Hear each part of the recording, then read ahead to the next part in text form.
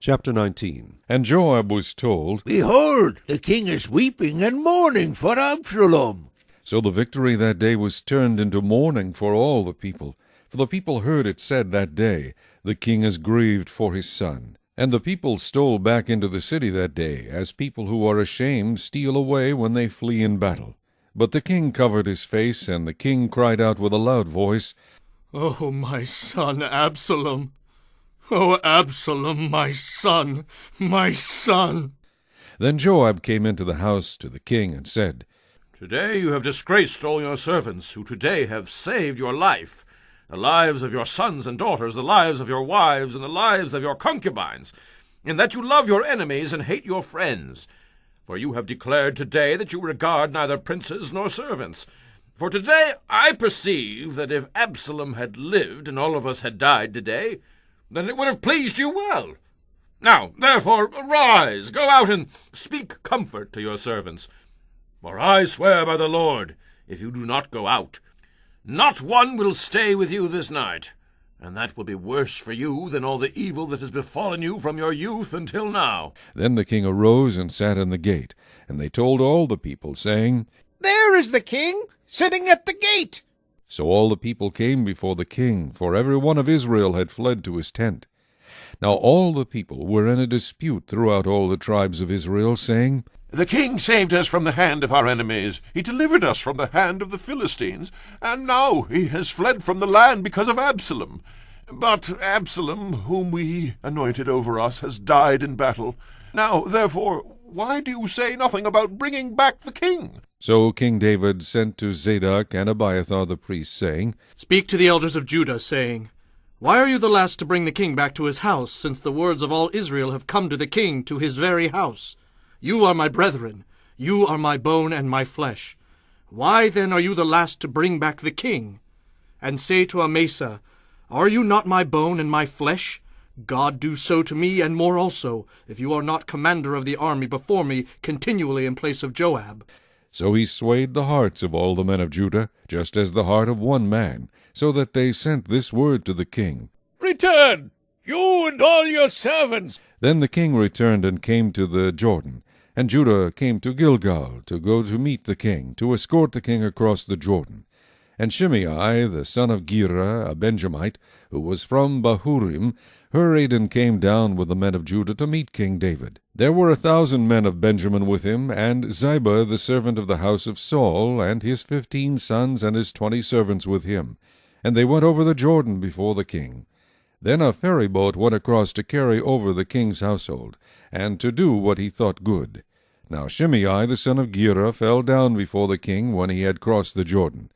Then he said to the king, Do not let my lord impute iniquity to me, or remember what wrong your servant did on the day that my lord the king left Jerusalem, that the king should take it to heart. For I, your servant, know that I have sinned. Therefore here I am, the first to come today of all the house of Joseph, to go down to meet my lord the king. But Abishai the son of Zeruiah answered and said, Shall not Shimei be put to death for this, because he cursed the Lord's anointed?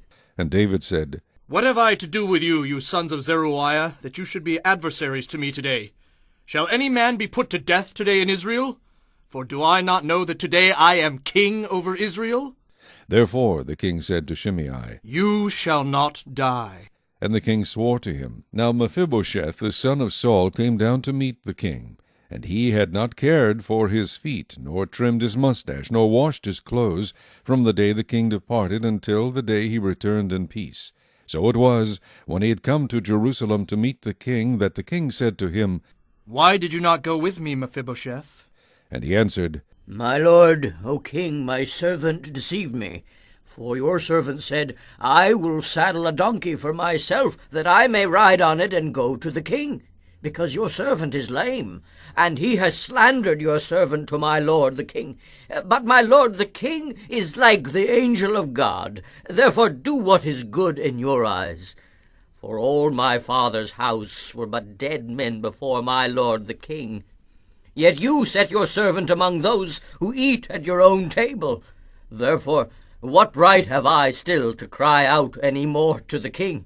So the king said to him, Why do you speak any more of your matters? I have said, you and Ziba divide the land. Then Mephibosheth said to the king, Rather, let him take it all, inasmuch as my lord the king has come back in peace to his own house.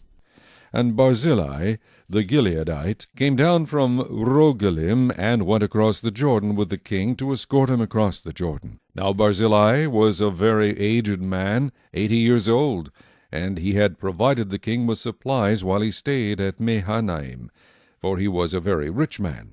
Then the king said to Barzillai, Come across with me, and I will provide for you while you are with me in Jerusalem. But Barzillai said to the king, How long have I to live, that I should go up with the king to Jerusalem? I am today 80 years old. Can I discern between the good and bad? Can your servant taste what I eat or what I drink? Can I hear any longer the voice of singing men and singing women? Why then should your servant be a further burden to my lord the king? Your servant will go a little way across the Jordan with the king, and why should the king repay me with such a reward? Please let your servant turn back again, that I may die in my own city, near the grave of my father and mother. But here is your servant Kimham. Let him cross over with my lord the king, and do for him what seems good to you. And the king answered, Kimham shall cross over with me, and I will do for him what seems good to you. Now whatever you request of me, I will do for you.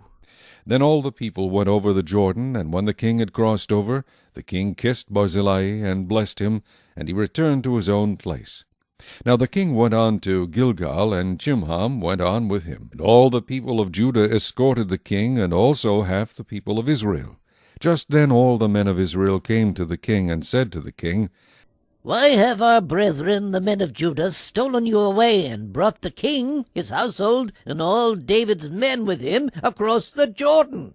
So all the men of Judah answered the men of Israel, Because the king is a close relative of ours, why then are you angry over this matter? Have we ever eaten at the king's expense, or has he given us any gift? And the men of Israel answered the men of Judah, and said, We have 10 shares in the king. Therefore we also have more right to David than you. Why then do you despise us? Were we not the first to advise bringing back our king? Yet the words of the men of Judah were fiercer than the words of the men of Israel.